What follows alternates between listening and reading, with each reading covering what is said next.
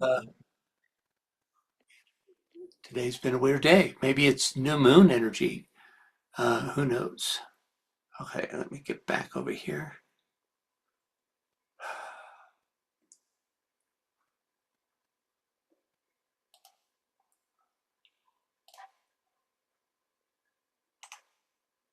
All right.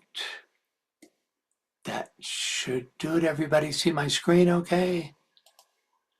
I can. You can. I guess that means everybody else can. Okay. So, welcome everybody. Uh, this is webinar number 97 on Secret Doctrine.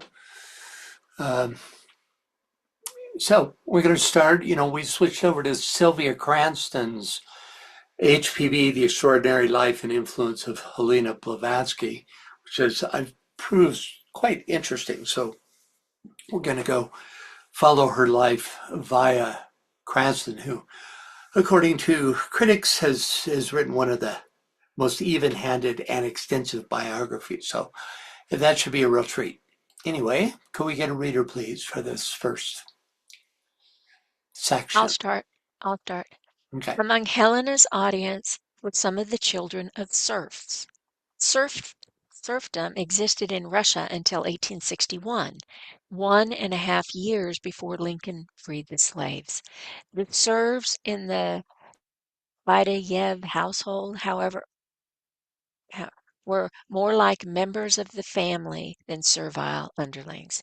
And Princess Helena, HBB's mother, would not tolerate their being abused in any way, as Helena Petrovna bitterly discovered one day. Years later, HPB told the story to Colonel Henry Steele Olcott, who recorded in his old diary leaves, on one occasion, in a fit of temper at her nurse, a faithful old serf who had been brought up in the family, she struck her a blow on the face. This coming to her grandmother's knowledge, the child was summoned, questioned, and confessed her fault. The grandmother at once had the castle bell rung to call all the servants of the household, all of whom there were scores, and when they were assembled in the great hall, she told her granddaughter that she had acted as no lady should in man in unjustly striking a helpless serf who would not dare defend herself, and she ordered her to beg her pardon and kiss her hand in token of sincerity. Wow. Make me read stuff that's going to make me cry. Yeah, it's quite moving, isn't it? Okay. Uh, Next reader. Scott, No Okay, crying, Scott. I'll try and keep it to a minimum here. The child at first, crimson with shame, was disposed to rebel. But the old lady told her that if she did not instantly obey, she would be sent from her house. She would send from her house and be sent from her house in disgrace. She added that no real noble lady would refuse to make amends for a wrong to a servant, especially one who by a lifetime of faithful service had earned the confidence and love of her superiors. Naturally generous and kind hearted towards the people of the lower classes, the impetuous child burst into tears, kneeled before the old nurse, kissed her hand, and asked to be forgiven. Needless to say, she was thenceforth fairly worshipped by the retainers of the family.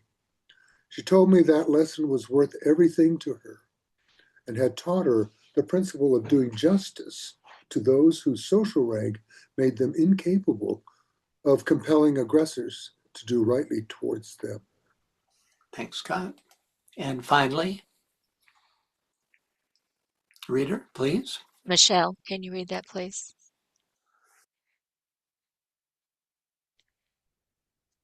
As to Helena's volatile temperament, This would flare up at times, even when she was an adult. Olcott once appealed to her Mahatmic teachers about this. I asked why a permanent control was not put upon her fiery temper, and why she should not always be modified into the quiet, self-centered sage. She was on certain occasions. The answer was that such a course would inevitably lead to her death by apoplexy. Sorry. The body was vitalized by the fiery, impetuous spirit, one which from childhood brooked no restraint, and if vent were not allowed for the excessive corporeal energy, the result must be fatal. Olcott continues, I was told to look into the history of her kinsfolk, the Russian Dolgorikovs, and I would understand what was meant. I did so and found that this princely and warlike family, tracing back to the Rurik, had always been distinguished by extreme courage, a daring equal to every emergency, a passionate love of personal independence, and a fearlessness of consequences in the carrying out of its wishes. Thank you, Michelle. Yeah, well, interesting, huh? Okay, so on to the SD. We started our last session by exploring the deep connection between humanity's origins and the moon. Quote, the human being and their esotericism came from the moon, a triple mystery, astronomical, physiological, and psychical at once. He crossed the whole cycle of existence and then returned to his birthplace before issuing from it again. So astronomically, the moon is a remnant of the moon chain, a quote-unquote dead body that once sustained life, though physiologically it still influences the human body by regulating fertility cycles, tides, and other growth rhythms. Psychically, the moon symbolizes the astral body, memory, and past karmic residues. Next, we turn to the Egyptian Book of the Dead, where we learn that, quote, the defunct is shown arriving in the west, receiving his judgment before Osiris, resurrecting as the god Horus, and circling round the sidereal heavens, which is an allegorical assimilation to Ra, the sun. So the west is, in Egyptian thought, the portal through which the deceased enters the underworld. There the souls stand before Osiris, Lord of the Duat, at which time the heart of the deceased is weighed against a feather of Ma'at, symbol of truth and order, to determine whether the soul can continue its upward journey or return to earthly planes. So here's the heart of the deceased, and here's the feather of Ma'at. We then learned about the Egyptian festival called the Ingress of Osiris into the moon, which symbolized the soul's entry into the lunar sphere after death, where it undergoes purification and renewal before rebirth. HPB then introduces us to a scroll called the Dangmua, or a Coptic late Egyptian funerary text, which confirms the Egyptian belief in the cyclical immortality of Osiris, and by extension, the soul that is assimilated to him. The point in all these references is to prove that the Egyptian believed in reincarnation, as suggested by a text from Marriott's Abydos, plate 51, addressed to the pharaoh Seti I, quote, thou renewest thyself as the god Lunas, when a babe. When a babe, of course, points to the reincarnation of a pharaoh and, by extension, all of humanity. We then learned that in the oldest systems, we find the moon always male. The moon was seen as an active fertilizing force. Male lunar gods like Sin or Sin in Mesopotamia. We see the moon on the left here. Khonsu in Egypt with his crescent and full moon headgear in forelock. And Soma in India were all linked to fertility, generation, and wisdom. Also, the moon's control over tides, crops, and conception was seen as an active masculine potency. Finally, the moon was seen as partner to the female Earth, who was universally seen as the Great Mother. If Earth is the womb, then the moon was imagined as the male consort, who fertilizes her with his light and rhythms. Osiris Lunas and Isis personified this energetic relationship. Later, the moon became female, personified as Artemis among the Greeks and Diana in Rome. Both virgin huntresses, but also protectors of childbirth and fertility. Next, we learned that the moon governs fertility, conception, and the rhythms of the body, especially in women. Ancient Indian astrologers taught that certain lunar phases and conjunctions were favorable for conception, while others were rendered union sterile. HP then describes the dominant role of the sun and the moon in ancient Egypt. Psychically, the sun provides the vitality of outer livingness, or what the Egyptians call day consciousness, whereas the moon influences moods, imaginations, dreams, and night consciousness. Physiologically, the sun governs heat, light, circadian rhythms, and the seasons, whereas the moon modulates tides, menstrual and fertility cycles, and sleep. Synthesizing these two is Nut, the goddess who personifies the arching sky, the all-embracing expanse. We then learned that in spite of the rich symbolic and allegorical lore of the Egyptians, symbols in general and scriptures are always exoteric veils. They preserve fragments of ancient wisdom, but cannot, in and of themselves, unlock the full occult mysteries. To reach this higher level, one must go beyond symbolic decoding into direct esoteric understanding. Quote, that psychic and spiritual element belong to mystery and initiation.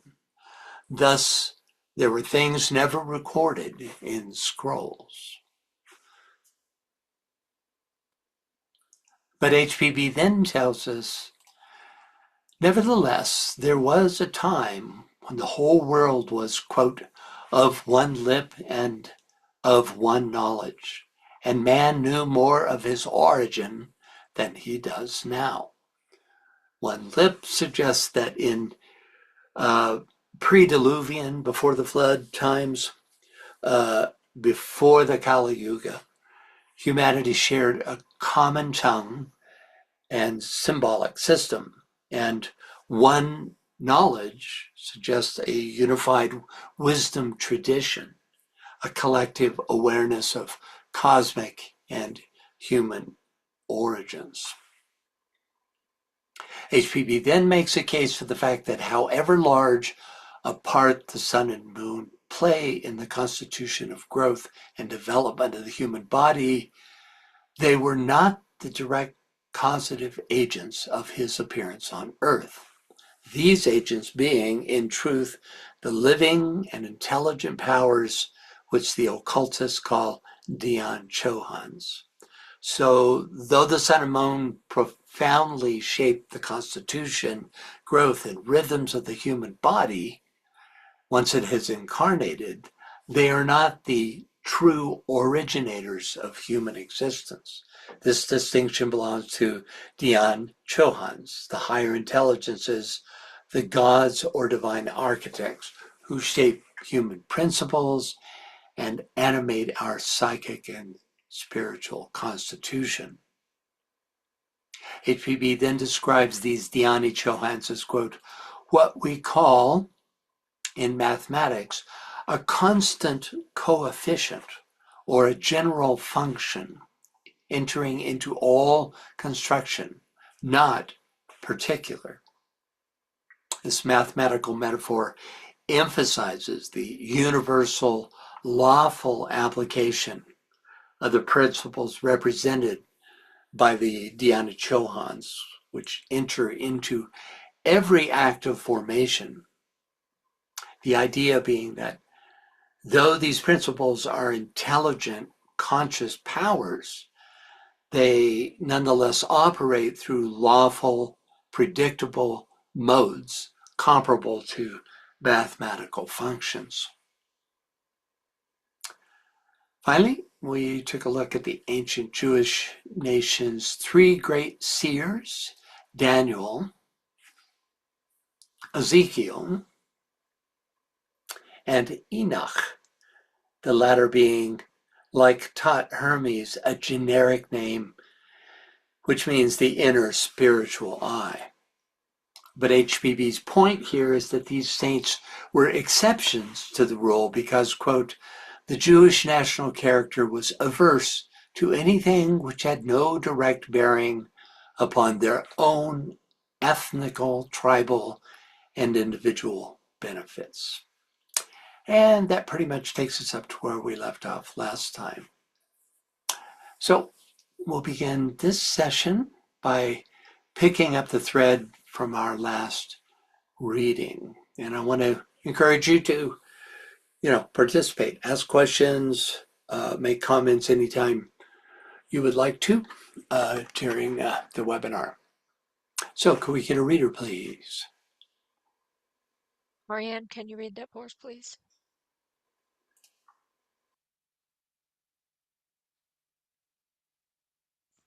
Yes, thank you. Thank you.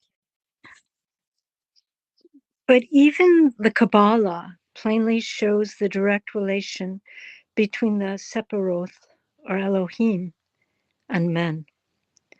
Therefore, when it is proved to us that the Kabbalistic identification of Jehovah with Bina, a female Sephiroth, has still a sub-occult meaning in it, then and then only the occultist will be ready to pass the palm of perfection to the Kabbalist. Until then, it is asserted that, as Jehovah is in the abstract sense of a quote-unquote one living God, a single number, a metaphysical figment, and a reality only when put in his proper place as an emanation and a set. We have a right to maintain that the Zohar, as witnessed by the Book of Numbers, at any rate, gave out originally, before the Christian Kabbalist had disfigured it, and still gives out the same doctrine that we do. That is, it makes man eminent, not from one celestial man, but from a septenary group of celestial men or angels, just as in Pimander, the thought divined. Thank you, Ariane. Okay, there's a lot here. Sorry. Okay. So first, but even the Kabbalah plainly shows the direct relation between the Sephiroth or Elohim and men. So, in spite of the circumscribed focus of all but a few of their priests and prophets, the Jewish mystical tradition described in the Kabbalah traces a connection between Elohim and humanity through the Sephiroth of the tree of life. There's a very detailed cause and effect doctrine associated with this tree of life that's given out through the Kabbalah, even if the traditional Jewish teachings do not emphasize this in any way. Next. Therefore, what it has proved to us that the Kabbalistic identification of Jehovah with Bina, a female Sephiroth, has still another, a sub-occult meaning in it, then and then only, the occultist will be ready to pass the palm of perfection to the Kabbalist. The idea here is that the occultist will only acknowledge the Kabbalah as perfect when its identification of Jehovah with Bina, a female Sephiroth.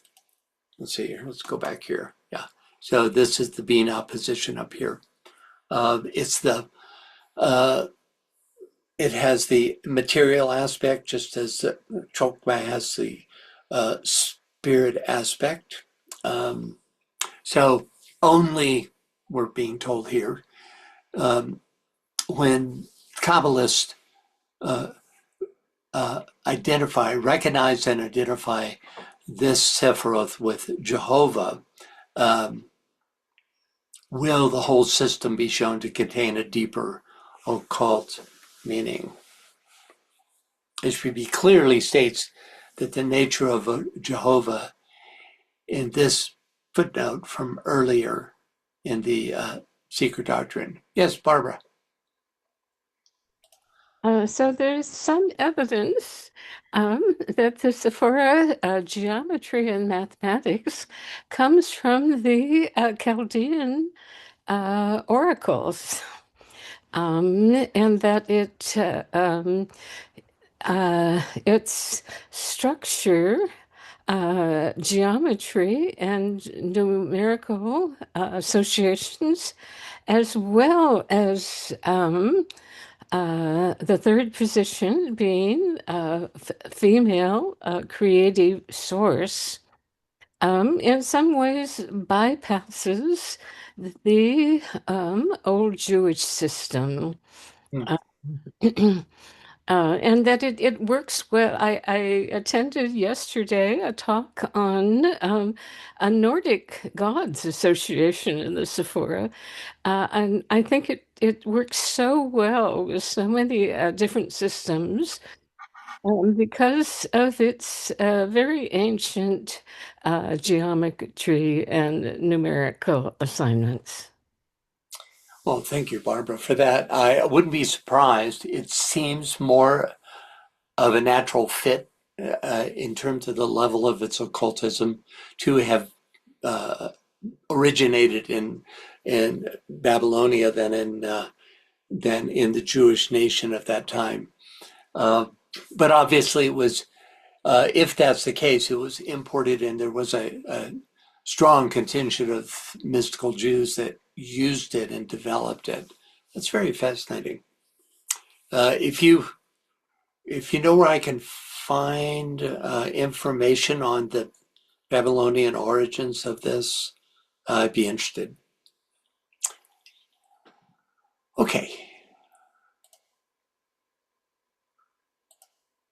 So could we get a reader, please, for this early, it's page 6 of the Secret Doctrine. It's a footnote that talks about Jehovah's true nature. Reader, please. Barbara, can you read that for us, please? Yes. We are told by the Western mathematicians and some American Kabbalists that in the Kabbalah also the value of the Jehovah name is that of the diameter of a circle. Add to this the fact that Jehovah is the third Sephirah, Bina, a feminine word, and you have the key to the mystery by certain Kabbalistic transformations.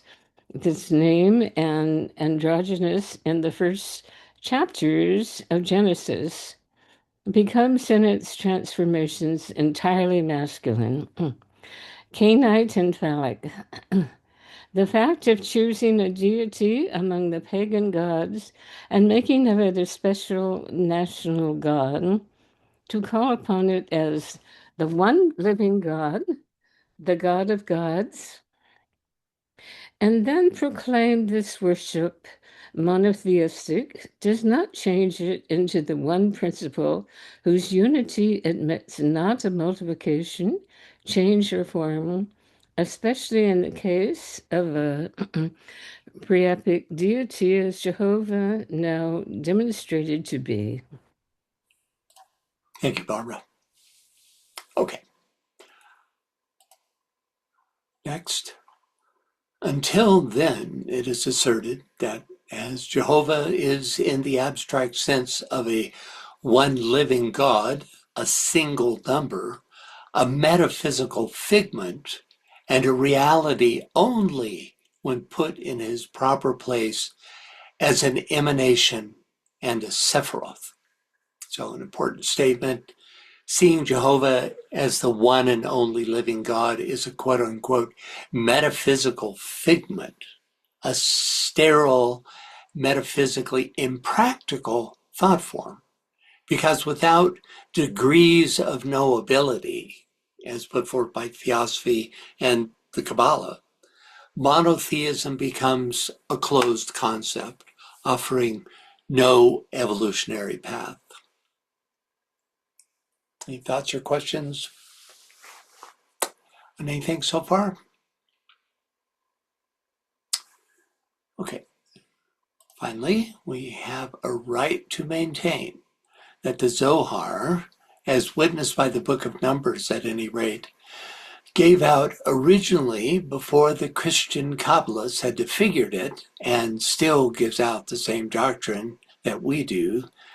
That is, it makes man emanate not from the celestial man, but from a septenary group of celestial men or angels, just as in Pymander, the thought divine. Okay, so first of all, the Zohar is a set of interpretations on passages from the Torah, which is made up of the 5 books of Moses.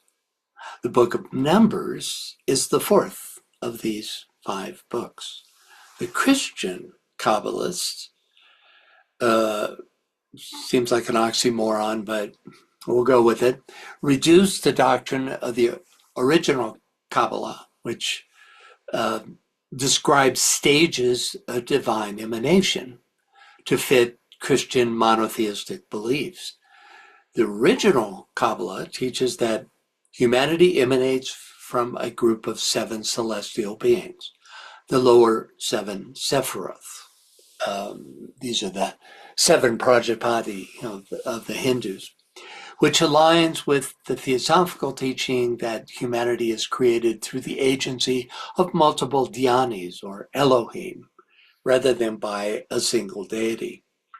The phrase, just as in Pymander, the thought divine, references a Hermetic text describing the divine mind, nous, and the emanation of man from that source.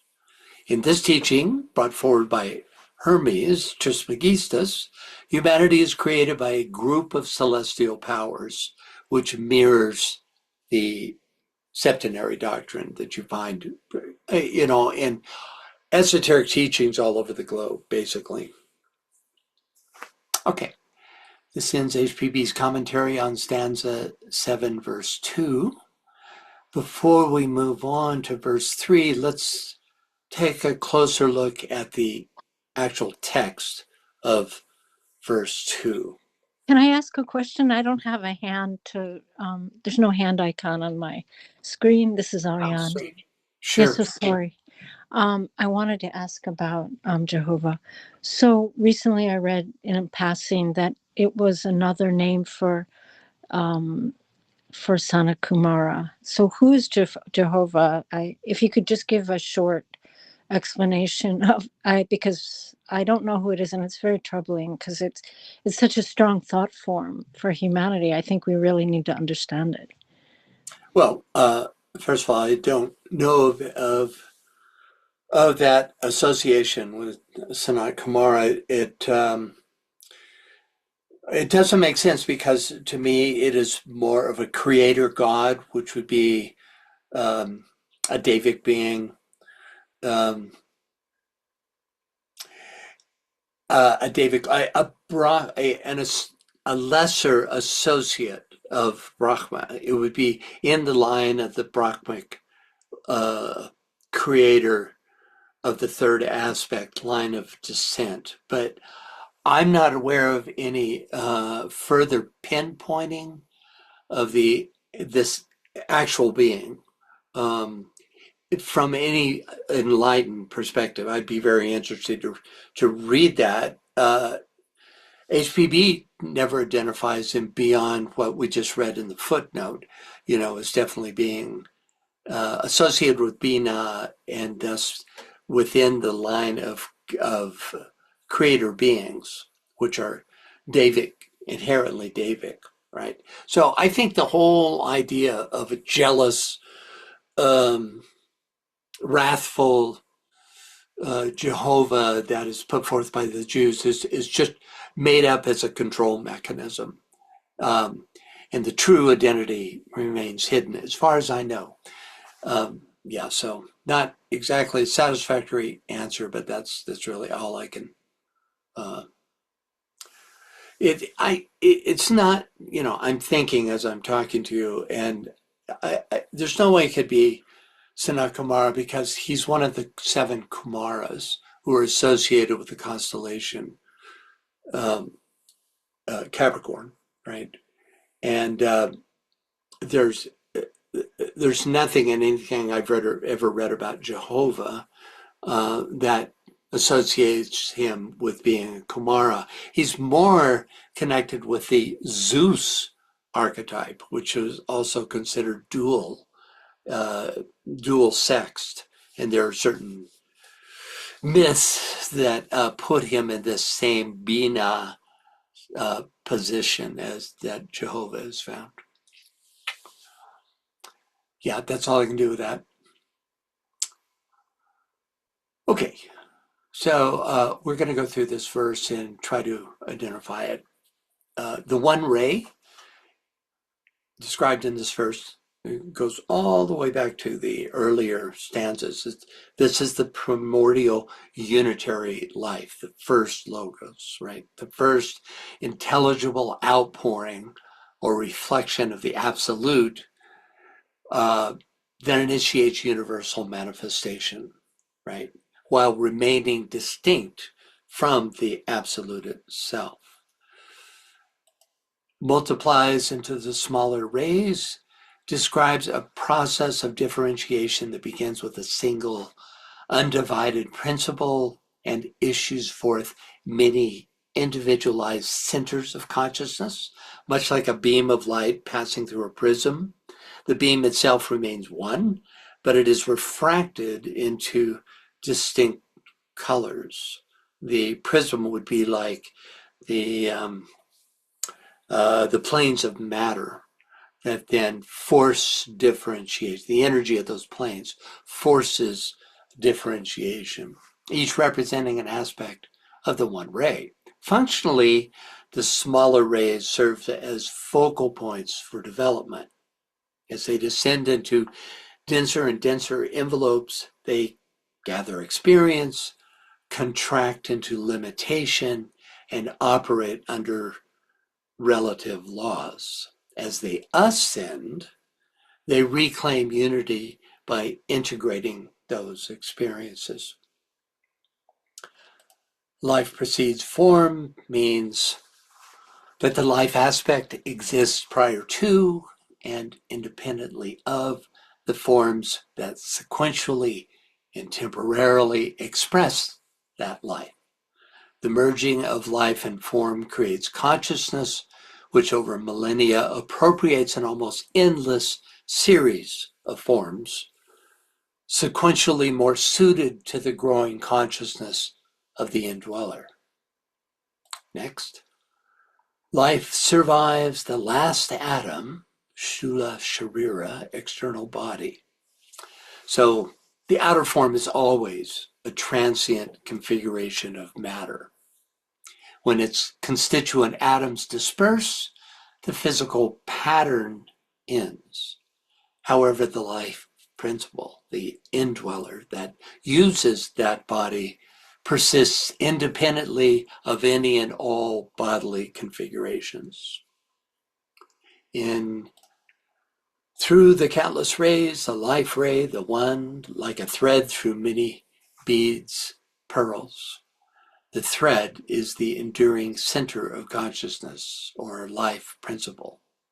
The beads are the individual incarnations, bodies, and environmental circumstances that the thread enlivens. Each bead or lifetime is a particular episode with its own character and limitations.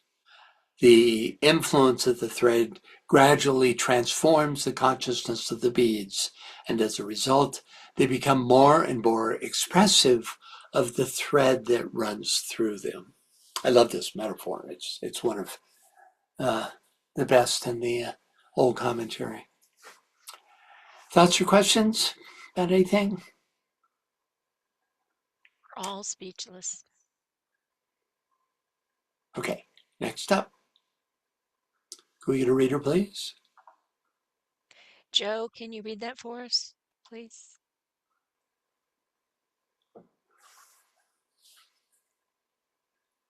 Joe? Hi, this is Greg for Joe. She's going to read, but the thing is, we got kicked out of the Zoom, and so here, she'll read for you now. Thank you. Thank you. Gosh. Okay, just what's Oh, here. understand the 7? Yeah. Okay, thank you. A, when the one becomes 2, the threefold appears, to wit, when the one eternal drops its reflection into the region of manifestation, that reflection, the ray, differentiates the water of space, or in the words of the Book of the Dead, chaos ceases through the effulgence of the ray of primordial light, dissipating total darkness by the help of the great magic power of the word of the central sun. Chaos becomes male-female, and water incubated through light, and the threefold being issues as its firstborn. Osiris Ptah for Ra creates his own limbs like Brahma by creating the gods destined to personify his phases during the cycle. Not to worry. Not to worry. Okay. The Egyptian Ra issuing from the deep is the divine universal soul in its manifested aspect, and so is Narayana, the Purusha, concealed in Aksa and present in ether. Thank you, Joe. Wow. Okay, so I missed the beat here. Between this slide and the next, between this slide and this, we shifted verses. We finished the analysis of verse 2, and I didn't read verse 3. We just jumped right into the analysis, right? So verse 3 reads, when the one becomes 2, the threefold appears. The 3 are linked into 1, and it is our thread, Olanu, which means student or initiate, the heart of the man plant, called Saptaparna. So that's the verse. And you can see here that whereas the verse 2 is oriented towards the multiplication of the one ray, which then moves into countless rays. Verse 3 says when the one becomes a two, the threefold appears. And the orientation of this verse is on the threefold. Okay, so first of all,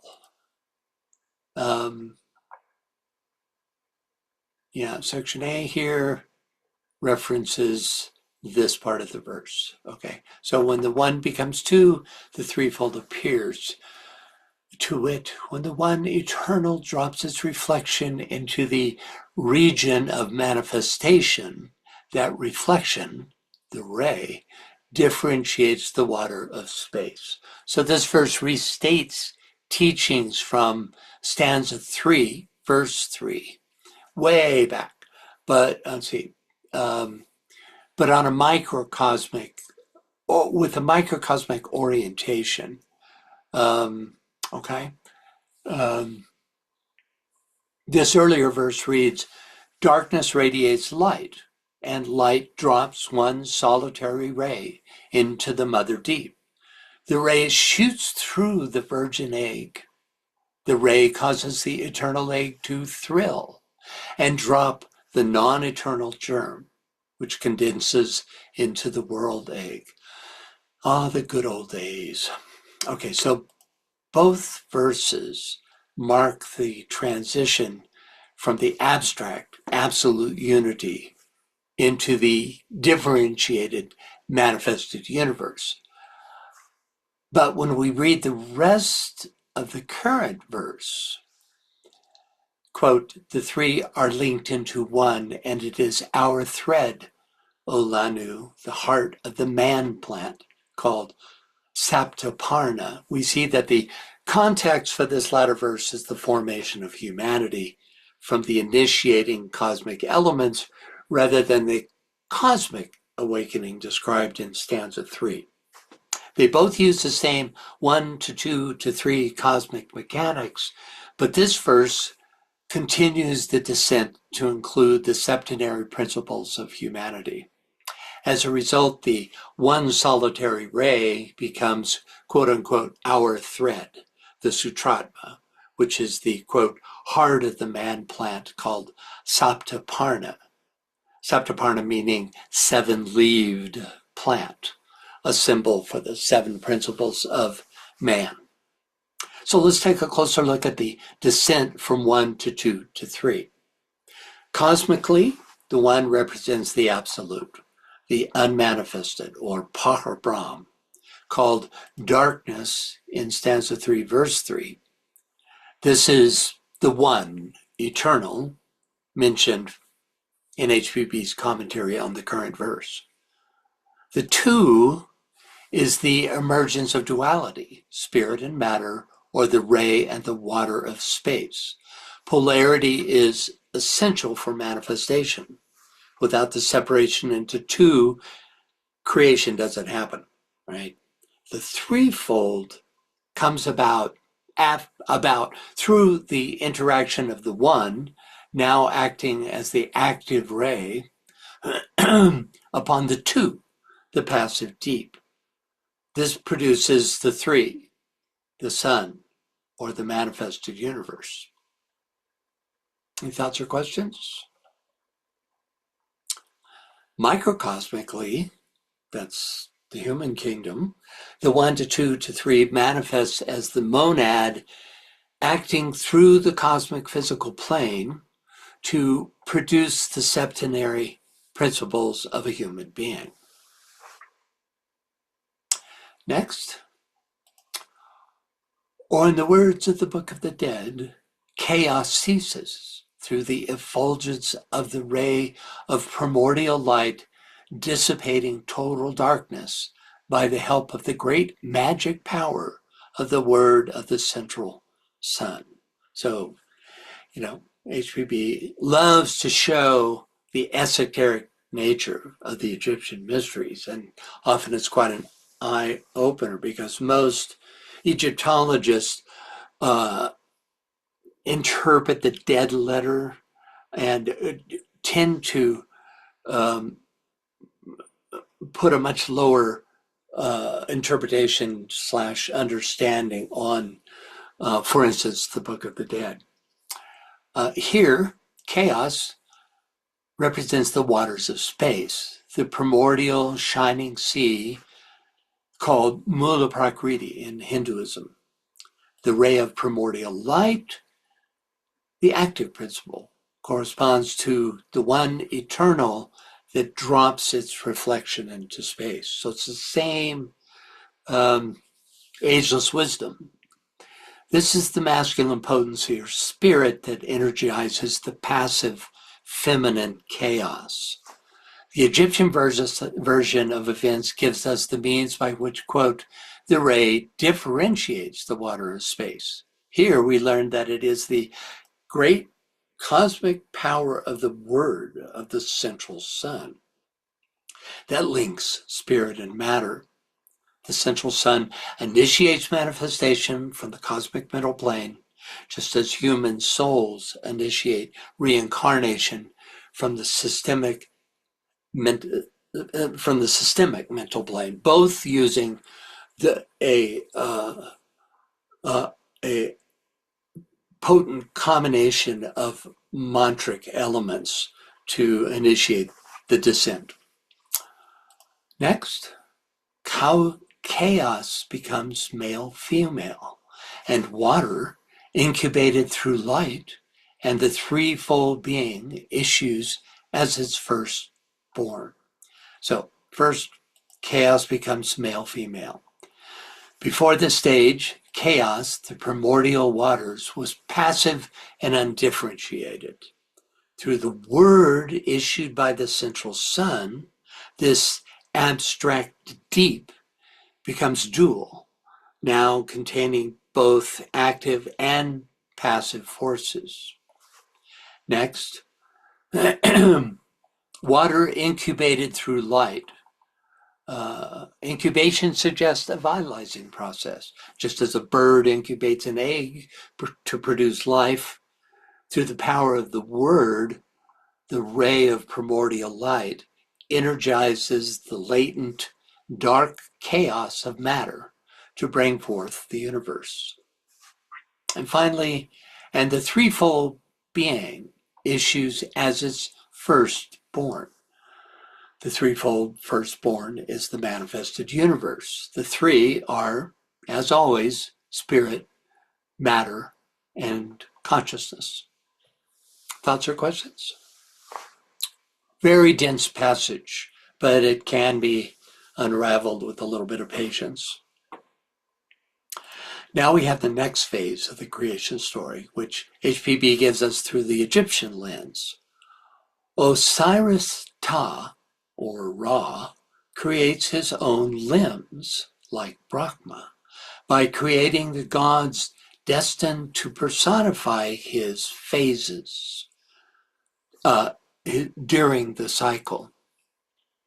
HPB here links Ta and Osiris because Ta represents the Egyptian fire of spirit, the abstract intellectual aspect of of creation itself. It's the fire of spirit, the intellectual aspect of creation, the divine mind, or architect who conceives. That's the Ta aspect. Who conceives the universe as an idea before it becomes physical. And Osiris, in this context, represents the water of matter, of potential creation, the passive receptive form that houses the spirit. Together, Osiris Ta represent the subjective players of creation, the architect and the material in its subliminal form. Ra, on the other hand, represents the external creator, the active creative force. Together they form the threefold being of the previous sentence. Any questions about this? Yes.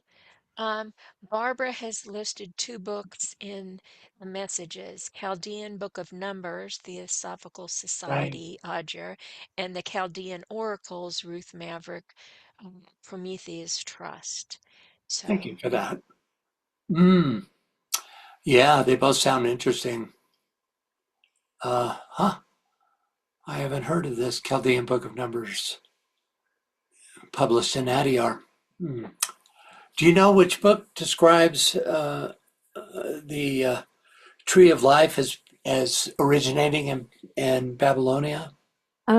It's the Chaldean oracles. Okay. So it's the same triad, except Bina is Hecate, and that all life comes out of um, uh, Hecate's physical being and esoteric being. I think the point of it all is that what we have now is Kabbalah, has more of a historical origin in the esoteric tradition than in the traditional Jewish tradition. Uh, Right. although there are some aspects from the um, esoteric Jewish tradition. Mm, yeah. Right. Well, Babylonia preceded the Jewish nation by a few thousand years. Yes. So it's not surprising. Very interesting. Thank you, Barbara. Okay.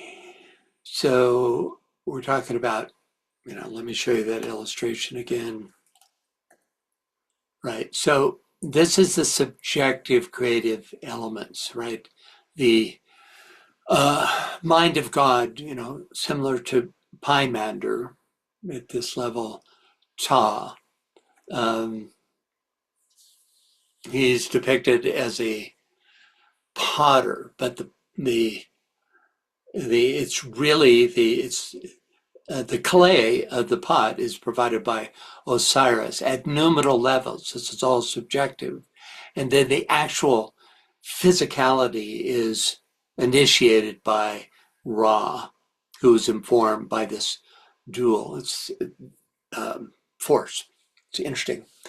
Um, okay, so next, creates his own limbs, like Brahma by creating the gods, means that the threefold one creates the Dhyani Chohans of the cosmic physical plane, who in turn create humanity's 7 principles.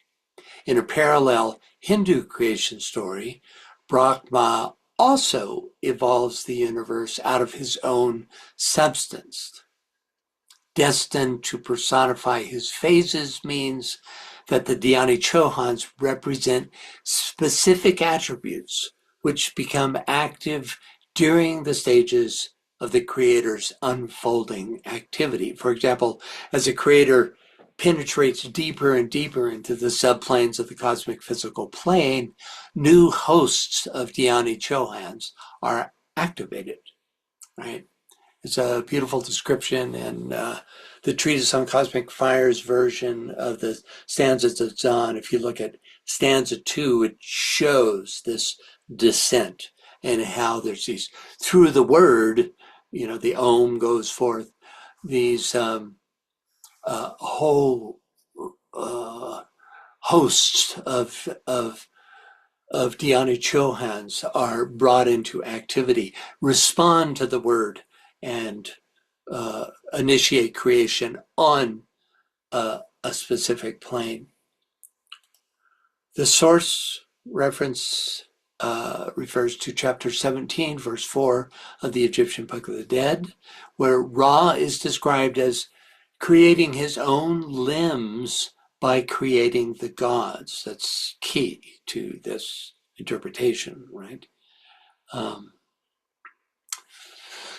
Any thoughts or questions? Dense little section.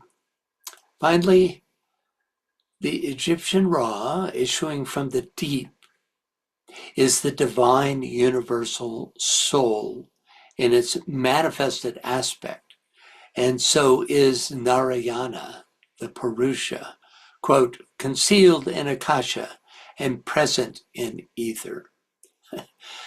So the here named Egyptian Ra is a threefold firstborn.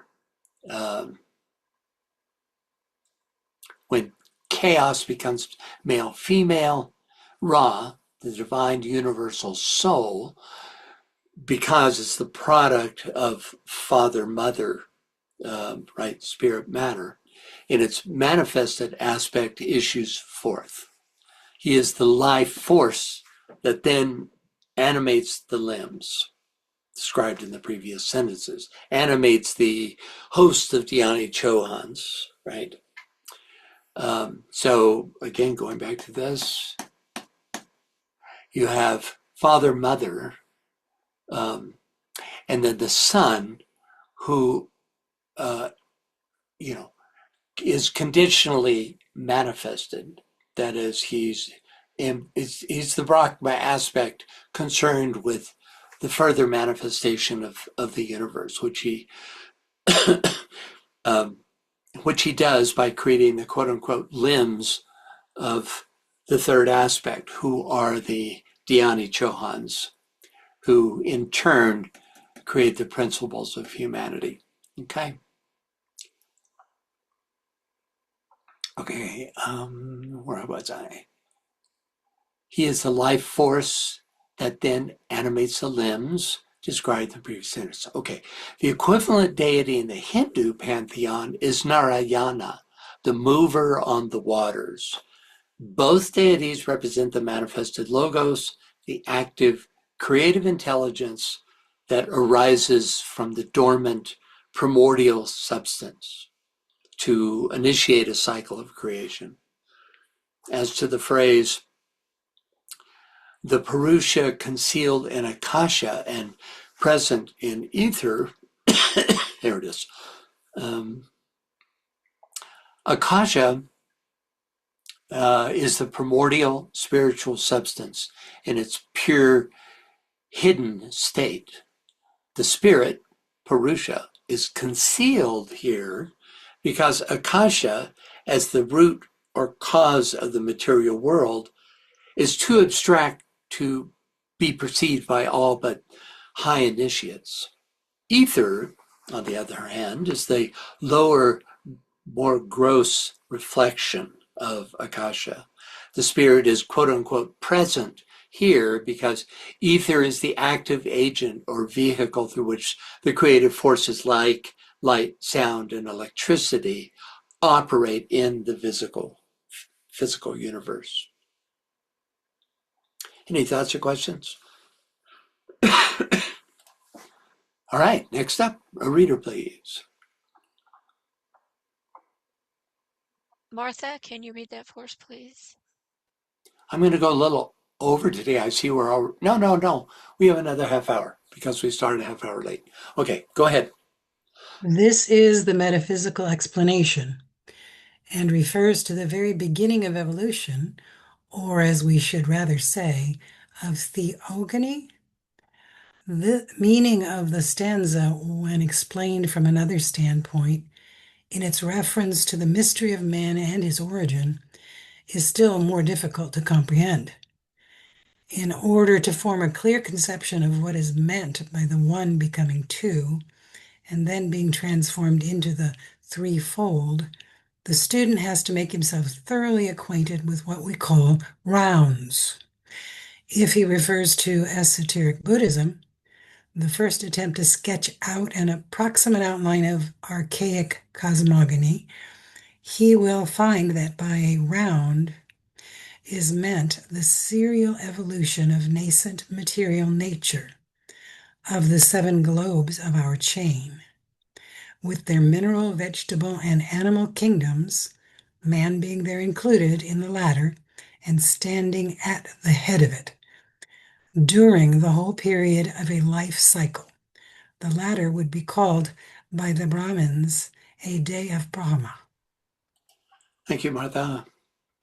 Okay, first, this is the metaphysical explanation and refers to the very beginning of evolution, or, as we should rather say, of theogony.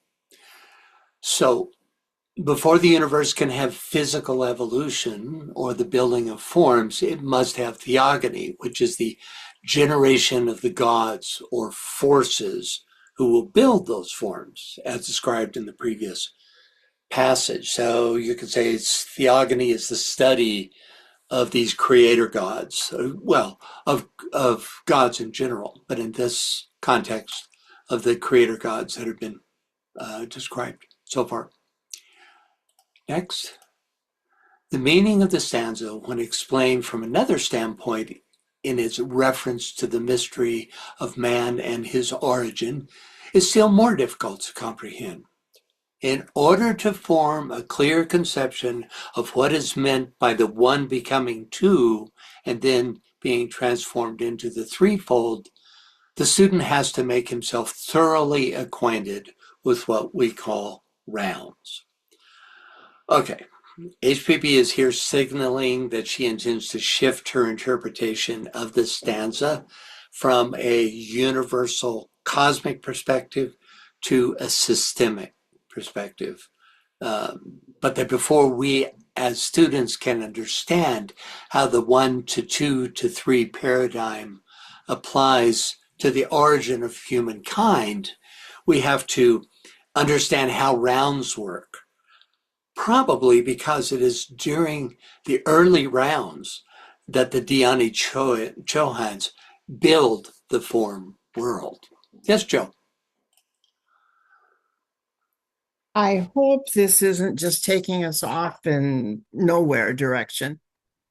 But years ago, Greg and I went to the Everglades, and we were out in the glades, and they were discussing how these eggs hatched. And I looked it up in the last 15 minutes, but what I recall is this, that the mother The feminine creates a nest and lays the eggs. We don't know at that point whether the eggs will hatch male or female. And it turns out that what happens, it depends upon the temperature that the eggs are hatched at. Wow. Yeah. And so, what I'm doing with this is saying in the beginning, there was the egg and there was chaos there with a whole bunch of little baby eggs there when the temperature might have varied, and you could have had either development, the masculine or the feminine, the 1 or the 2, or eventually the 3. Well, that's fascinating. It just begs the question, do colder temperatures create the female or the male? Inquiring minds want to know. Yeah, I don't know. in terms of alligators, it was the higher temperatures is what caused the female to emerge. Okay. Somehow that makes sense. Thank you, guys. Okay, next up. If he refers to esoteric Buddhism, the first attempt to sketch out an approximate outline of archaic cosmogony, you will find that by around is meant the serial evolution of nascent material nature, of the 7 globes of our chain with their mineral, vegetable, and animal kingdoms, man being there included in the latter and standing at the head of it, during the whole period of a life cycle. So this is a review from an earlier, more detailed description. I'm thinking like back on page 170s of the Secret Doctrine, where she really got into the transference of the life wave through the round. So it's kind of like a quick review of a much more complete presentation. um, of what she here calls the serial evolution of nascent material nature. Esoteric Buddhism by A.P. Sennett, published in 1883, was the first book to outline rounds, globes, and chains. But there were errors in the text, which HBB corrects in The Secret Doctrine. So, quick review, a round is a serial evolution through 7 cycles that provide a continuous developmental progression of nascent material nature, which means the evolution of matter itself, as well as the forms that inhabit the material environment. This serial evolution takes place on the 7 globes of a chain, where the life wave serially travels from globe A through globe G 7 times. Each passage through these 7 globes is called a round, and collectively these 7 rounds are called a chain. So there are only 7 globes in a chain. They're sequentially visited 7 times, these 7 globes, right? As through the process of the unfolding of the rounds. Okay. So a lot more than that, but that's a nutshell description. Okay, so evolution takes place by means of ascending through the kingdoms of nature, with humanity being being included in and standing at the head of the animal kingdom. This doesn't hold. I'm just remembering in the earlier teaching, well, it gains its form nature. Humanity gains its form nature from the animal kingdom, becomes animal man, descending through the first half of the 3rd root race. It actually enters the human kingdom through the overshadowing of the Manasaputras. So, that's how the 2 kingdoms come together. So, a round is a specific mechanism by which the one, the monad, becomes the 2, spirit and matter. By cycling through a series of rounds, monads plunge into the deepest material density of the lowest globes before eventually ascending as a realized 3-fold conscious entity. Thus, rounds serve as the quote-unquote cycle of necessity, a mandatory process that compels spirit to merge with matter in order to generate consciousness. Do you all have a sense of this? I hope so. Do you see the parallel HPB is making between the descent of deity, creating the universal soul, and the ascent of mankind, creating the individual soul? The agency changes, but the result is aligned.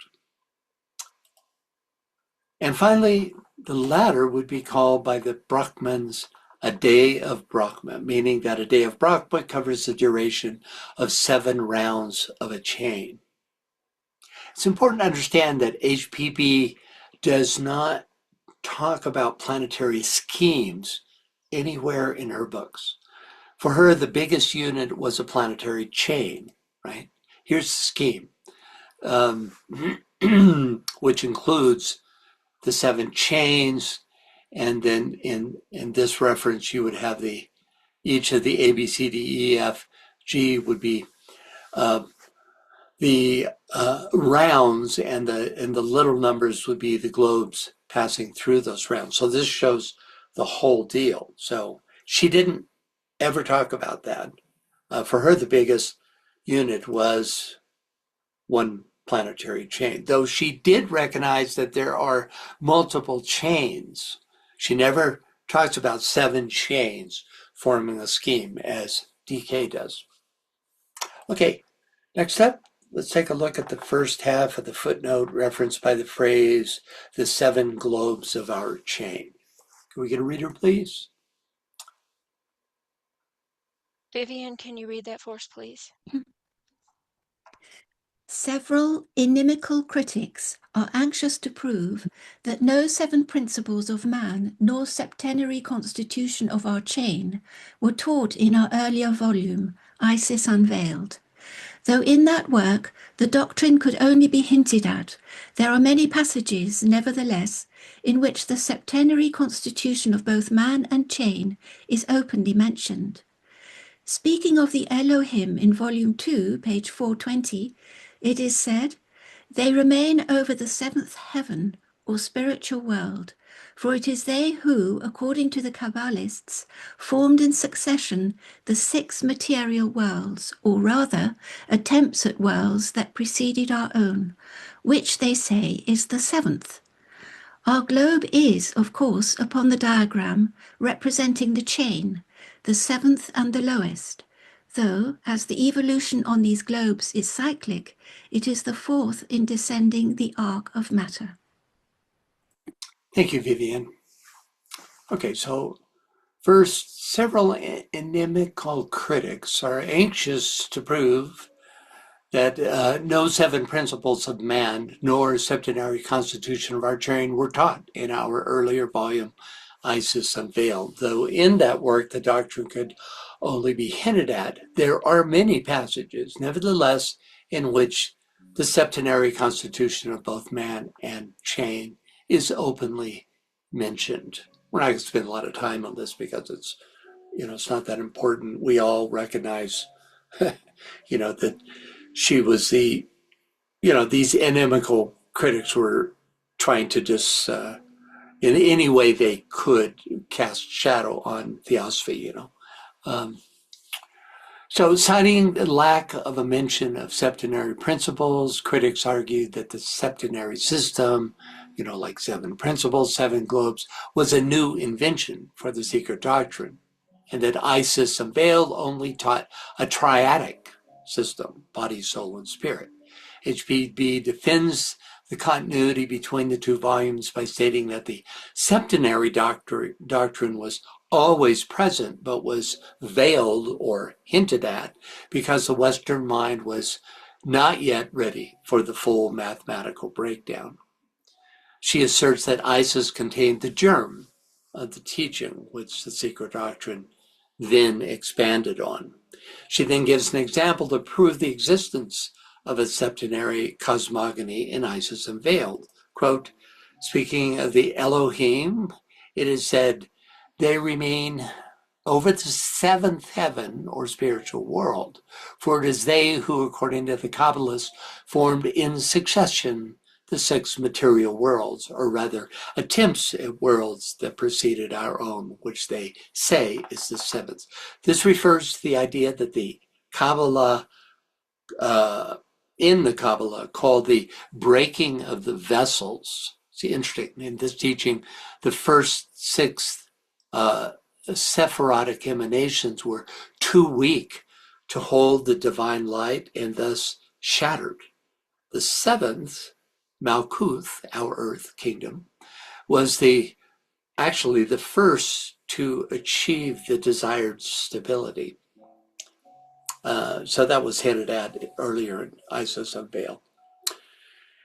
Finally, our globe is, of course, upon the diagram representing the chain, the 7th and the lowest, though as the evolution on these globes is cyclic, it is the 4th in descending the arc of matter.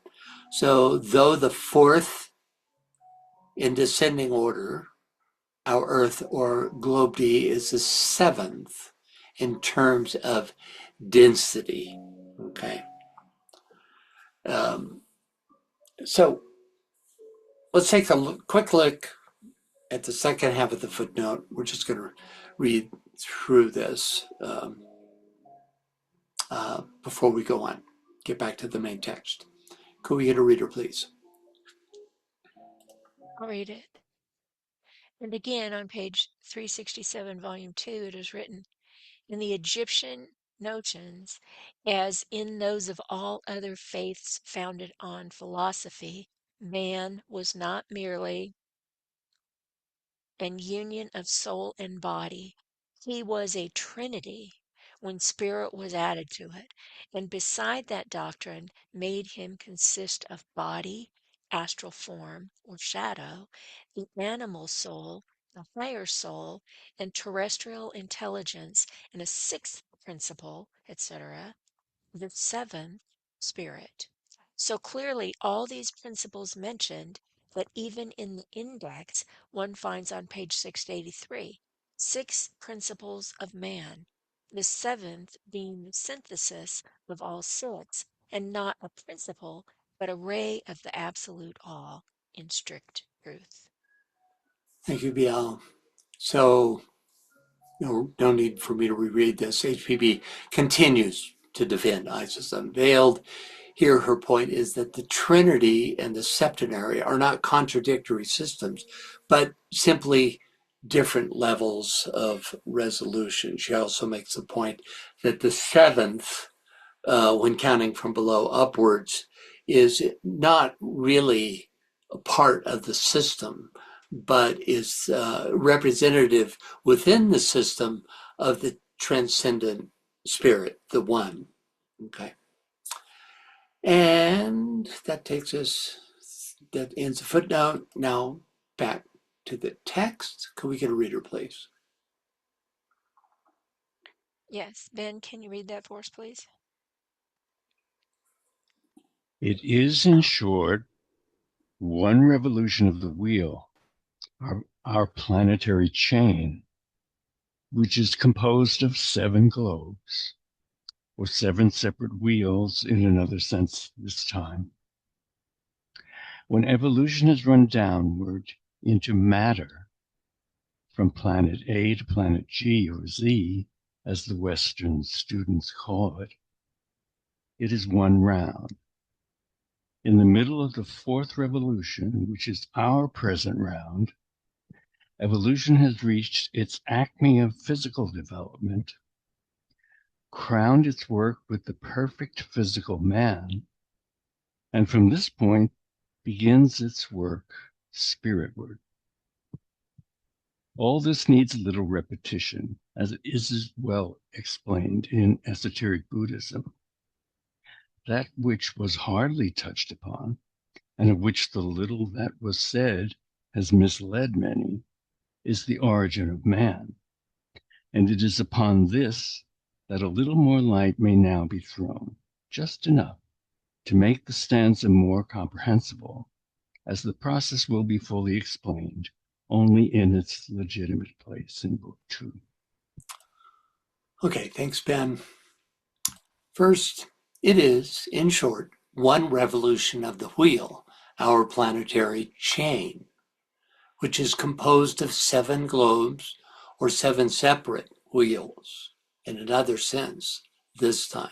Okay, so revolution describes the movement of the life wave made up of the collective monadic host, which travels from the first globe, A, down to the most dense globe, D, Earth, and then back up to globe G. This passage through 7 globes is called a round. The wheel represents a chain of 7 globes functioning as a single unit. Okay. In other words, seen in its entirety. It is called a wheel because the evolutionary path is cyclic. The monad does not progress in a straight line, but cycles back to a higher octave of the starting point. These progressively higher octaves take place through rounds. The term wheel also applies to each of the globes because they too have their own internal cycles, which are the root races and the sub races and the branch races. Okay, next. When evolution has run downward into matter from planet A to planet G, or Z as the Western students call it, it is one round. I've never seen it called Z. In the middle of the fourth revolution, which is our present round, evolution has reached its acme of physical development, crowned its work with the perfect physical man, and from this point begins its work, spirit word. All this needs little repetition, as it is well explained in esoteric Buddhisms. Okay, so during the first half of the cycle, the arc of descent takes the life wave from globe A, densifying as it proceeds through B and C until it reaches the most material point in globe D, the Earth. On this globe, humanity's physical sheath is perfected through its passage through the 7 root races, especially through the first 5. Then, during the arc of ascent or evolution, the spirit aspect gradually dominates. But even during the last half of this fourth globe D, there's a marked progress towards spirit, as evidenced by the growth of mind during the 5th root race. And then finally, that which was hardly touched upon, and of which the little that was said has misled many, is the origin of man. And it is upon this that a little more light may now be thrown, just enough to make the stanza more comprehensible, as the process will be fully explained only in its legitimate place in Book 2. So, esoteric Buddhism focused heavily on the cosmic structure, rounds, chains, planets, but gave only very sketchy details about the creation of man. Quote unquote, misled many refers to the fact that since Theosophy taught evolution, it must also believe that man evolved from animals, a concept recently introduced by Darwin, recently at that time, right? Whereas in fact, man is actually older than the animal kingdom, according to Theosophy. Next, though this volume is titled Cosmogenesis, one cannot understand the macrocosm without understanding at least something about the origins of the microcosm, hence the need for a, quote, little more light. And finally, Book 2, titled Anthropogenesis, is the legitimate place for elaborating on the birth and development of humankind. In fact, the book is called Anthropogenesis and really focuses in on the birth and development of humankind.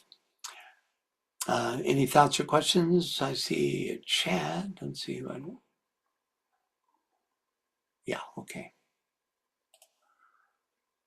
All righty. I think we'll pull the plug here. Seems like a good place because we'll be starting a new passage. So any final thoughts or comments? Some dense material here, not so much about the Browns because it was covered quite a bit earlier, but the what I found fascinating esoteric correlations between the Egyptian teachings and papyri, like the Book of the Dead, and the Ageless Wisdom teachings, how much correlation there is there. Alrighty, dates? Yeah, do you have dates? Yes. The next TCF is going to be the 23rd of January at 8 p.m. That should be okay. The next Light of the Soul is off time and off schedule. It's going to be on 8 February because of the full moon on 1 February. So it'll be on 8 February and it's going to be at 8:30 because we have to juggle with another webinar right before us. Okay. And then the Secret Doctrine is going to be back on schedule on time on the 15th of February at 8 p.m. So the notices that go out from Constant Contact that are specific to just that particular webinar have the correct times. Um, sometimes we find the one that has multiple things on it might not, or as was the case today, the calendar. And we're sorry about that, but Yeah, because we lose it's people. a mess. It's a mess to try and schedule everything that is going on, Yeah. in our Well, we big have world. Jessica. So She helps a lot in terms of keeping this on track. You and Jessica together. we try, and she's currently right now in Lapland, so Right. traveling. Yeah. So anyway, good Okay. seeing you all, and we hope to see you next time. Thank you very much, Okay. So Francis. treat us on Cosmic Fire this Friday. We'll see you then. Take care. Bye bye. Bye, everybody.